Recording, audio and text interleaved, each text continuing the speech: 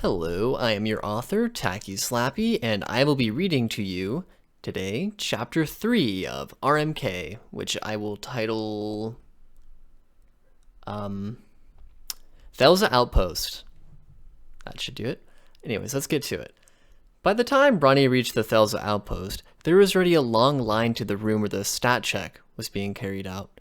He didn't mind waiting though, since there were several heating vents on the floor that kept the place much warmer than anywhere else he'd been since his arrival. There were books, compasses, clocks, and even rudimentary firearms out on display. Fancy stuff, for Barnack standards. The goods were kept out of reach, however, by ropes that kept the mostly poor people in line away from the rest of the store. As valuable as Ronnie imagined manufactured goods like the ones on the table were, he couldn't help but notice that the security personnel, of which there were many, weren't paying much attention to them. Instead, they stood around thick glass enclosures that housed little pieces of jewelry and a few small daggers. All of the merchandise kept behind glass was covered in bizarre markings, and while Ronnie didn't understand the price tags, the fact that there were more than a dozen guards in a single room made it evident that the marked goods were an important commodity. About a dozen people stood in the line, and though most of them were the same kind of commoners Ronnie had seen throughout the city, there were a few clearly foreign people waiting to be checked. They wore the same kind of clothes as everyone else in Barnock, but they were set apart by their pale, almost porcelain complexions. The most eye-catching of them was a short woman who was directly in front of Ronnie. She was emaciated to almost to the point of appearing skeletal, and pale to the point of appearing dead. Covering her body were numerous gashes, cuts, and bruises. Ronnie couldn't see how someone like her, someone who had the appearance of a corpse, could be alive. But there she was, standing just a few feet away. He immediately began to wonder if her survival was due to the same mechanism as his, and decided to ask her about it. He tapped her on the shoulder. The woman turned around to look at him, and in doing so revealed a face of rotted skin and exposed bone. He had to suppress the urge to gag. "Yes, can I help you?" Other than an accent that didn't match anything he'd heard before, her voice was oddly ordinary. It was uncomfortable for him to look at her, but he tried to maintain eye contact. Yeah. I'm not sure how to say this, but, have you heard of someone coming back to life after death? She took a second to study his face before answering with an accusatory tone. "What are you getting at?" Ronnie looked away. "This is just hypothetical, but have you ever heard of someone dying and then getting resurrected somehow?" "You're asking strange questions. Who are you?" "I'm Ronnie. Have you heard of anyone coming back to life?" "I can tell you're not from around here." The woman sighed. "Is this your first time seeing a zombie or something?" "Zombies are a thing in this world?" She gave him a concerned look. "Yes. I can't tell if you're being serious or not, but how are you alive? By what mechanism did you come back to life?" Ronnie didn't let her finish her sentence. "What is it to you? Please, I beg you, just answer my question." "I've got the curse of undeath. Most people from Vilpu do." "Does that help?" "What exactly is this curse? Does it have anything to do with a voice that says, 'Wiseman's vassal'?" She lowered her tone to a whisper. "You really shouldn't talk about that. Not when you're in Barnock. This was one of the countries that got destroyed in the last Dark Age, and the natives don't like to be reminded." "But does Wiseman have anything to do with this curse of death you speak of?" She frowned. "Only the gods would know. And stop saying his name. Why do you even care?"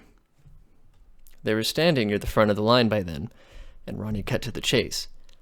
"As hard as it might be to believe, I died earlier today, but I came back to life. I think I might be undead." "You're not. If you were undead, you wouldn't have a pulse." "But why am I—" He didn't get to finish, as someone from the inside of the room called for the next person, and the woman turned away. As she walked to the door, the woman said, "If you're really undead, just pull up your stat sheet. It'll say." With that, the woman disappeared into the room, leaving Ronnie to think. So, am I undead or not? I literally just undied, did I not? A curse of undeath is exactly what I have. Or is it? If the undead aren't supposed to have heartbeats, I shouldn't have one either. But I do, don't I? The woman came out about a minute later, and Ronnie was called in. It's a good thing we're about to find out for certain. That stat sheet will come in handy. The examination room was a small box with 2 chairs, a table, and a huge stone pedestal on that table. It had the same markings he'd seen on the jewelry in the other part of the outpost. Sitting in one of the chairs was the examiner, who smiled at Ronnie. "Good morning, sir. Is this your first time having your stats checked?" Ronnie tried to smile back, but with the way things had been going, struggled to make it look convincing. "Good morning. And yes, this will be my first time. How did you know?" "Your face isn't from anywhere nearby, is it?" "I've seen so many people working here that I'd know where you were from if it were anywhere nearby. I'm guessing it's somewhere far away." "Wow, that's exactly right. Is it that obvious?" "You bet it is.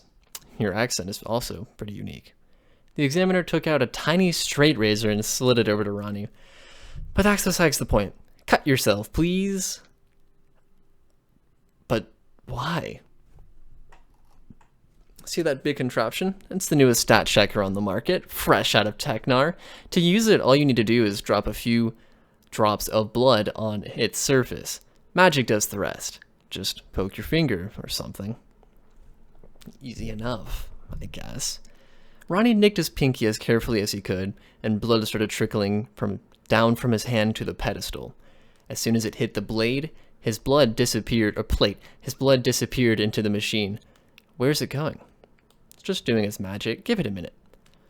Ronnie nodded, and sure enough, after a minute, a big cloud of green smoke came from the machine, and a piece of parchment with a bunch of numbers printed on it popped out of a slit in its side.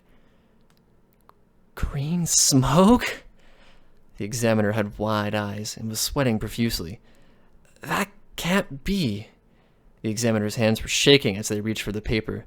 After glancing at what was on it, they gasped. "Is something wrong?" Ronnie had gone into the stat check with the expectation that there would be a rare result, but he couldn't fathom why the examiner was so freaked out. All he had done was sit there and do exactly as he was told. "One moment, sir. I just need to validate this result with a coworker. This technology is new, so we still get errors every now and again." The examiner came back with another similarly dressed person who Ronnie guessed was an examiner. More peculiarly, though, the examiner also brought in the guards who'd seen taking care of the jewelry. Everyone looked tense. "Use the checking machine." The examiner from before's friendly tone was gone. "Oh, of course." Ronnie gestured for the razor. "We're not going to give you a weapon. Use your teeth." Ronnie flinched. Did I do something?" "You don't get to be the one asking questions here. Now start bleeding." "Right." Ronnie bit his pinky, and once again blood came forth. After letting it drip over the pedestal, he sat down. The guard stood close behind.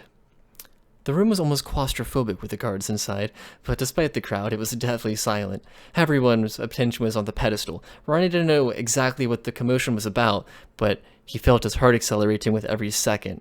His shoulders rose and his breathing became erratic, and after an agonizing minute, the smoke came out. Green again. The other examiner picked up the parchment and took a few seconds to read it. After putting it down on the table, they shouted to the guards, "Seize him!" The guards grabbed Ronnie in an instant. They'd been ready to pounce since before they entered the room. "Let me go!" Ronnie struggled with as much vigor as he could muster, but the guards' hands were like vice grips. Struggling was pointless. "At least tell me what's going on here." But nobody answered. But one of the guards took out a long metal rod and said something under her breath. After that, a bright light filled the room, and Ronnie began to feel incredibly drowsy. Despite his best effort, he fell asleep in seconds. Wow, that was 9 minutes long. Well, thanks for reading or listening or doing both, I guess, would be the optimal way to consume this. So, yeah, you can probably see there's a, after looking at the second chapter, there's like no plot in that. And I was like, yeah, I gotta do something. So I did. And I don't know, I think it came out all right. I like the direction I'm taking this. I'm curious to see what you think, though, if anyone feels like talking. Oh, that's a nice pipe dream.